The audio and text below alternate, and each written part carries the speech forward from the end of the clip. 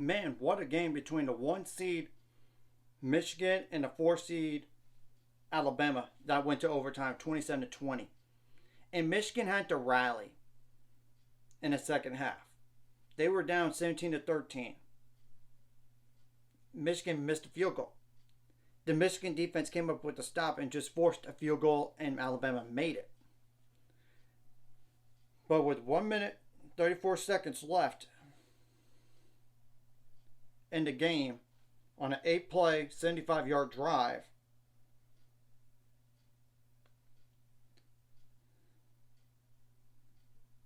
you scored a touchdown by Roman Wilson on the receiving side of things on the 4-yard pass from J.J. McCarthy. That was huge. And I knew going this game that Alabama could have had some trouble with the Michigan defensive line, because the number of sacks Michigan defensive line had prior to this game in 32, and they had 5 in the first half. I think 6 for the whole game, but I could be wrong. And correct me about that in the comments. And Alabama prior to this game gave up 43 sacks. That was going to be a problem potentially. Michigan, you got lucky a little bit.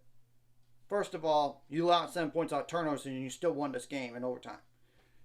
You just were resilient. But you need to work on your special teams. Not just on the muff punt either, but a bad snap on an extra point. That could have hurt. That could have been the difference. You could have won this game in regulation potentially by a point. But who knows about that. And you missed a field goal and you nearly muffed up another punt at the end of the regulation. Michigan had a 2-play drive in overtime, which was both runs by Blake Corum, and he had a 8-yard run first and a 17-yard run to win the game. And Alabama got into a first and goal situation quickly after the first 2 plays. They had a pass for 1 yard from Jalen Milroe. Then Jalen Milroe ran for 15 yards. First and goal.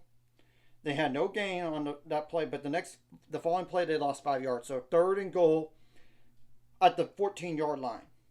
And you had a pass complete to Jermaine Burton to set up for a 4th and goal at the 3-yard line. Michigan called timeout. Then Alabama did. And Michigan came up with a huge stop on Jalen Monroe's run to the end zone. I mean, that's the truth and all this. And I knew this game would not be a blowout by any stretch of the imagination. I thought this would be 1 score. And I predicted Michigan to win. And I thought it was a little bit crazy. I was going back and forth. But ultimately, the reason why I went with Michigan was because of that problem for the Alabama offensive line against Michigan. And you gotta remember too, Michigan is the more physical team up to this point in the season, and Alabama's been surviving by close game after close game after close game.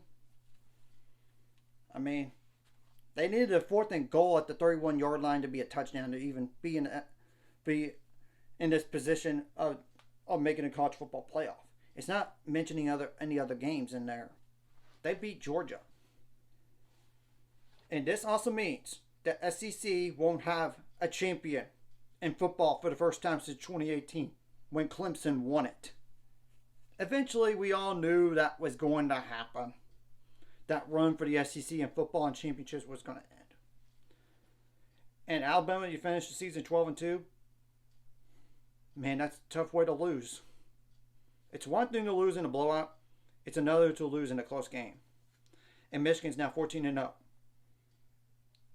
And they finally got over that hump that Jim Harbaugh needed to do with this team. Because if it was not going to be this year, I don't know if it would have happened next year. Now, stats overall for the game for those who care. And I'm going to preface that because I know some people don't care for stats. Alabama had 17 first downs. Michigan had 15.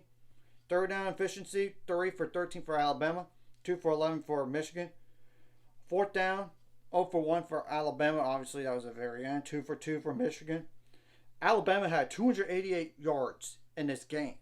But 16 of those were passing on 16 completions out of 23 attempts.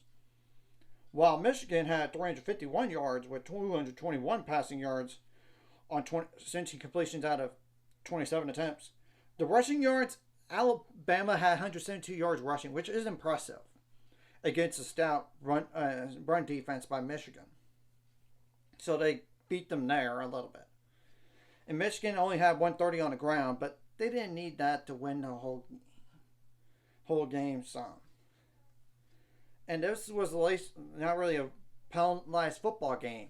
5 combined penalties, 3 for Alabama for 15 yards and 2 for Michigan on 25 yards. And you could say what you want about the officiating. Ultimately,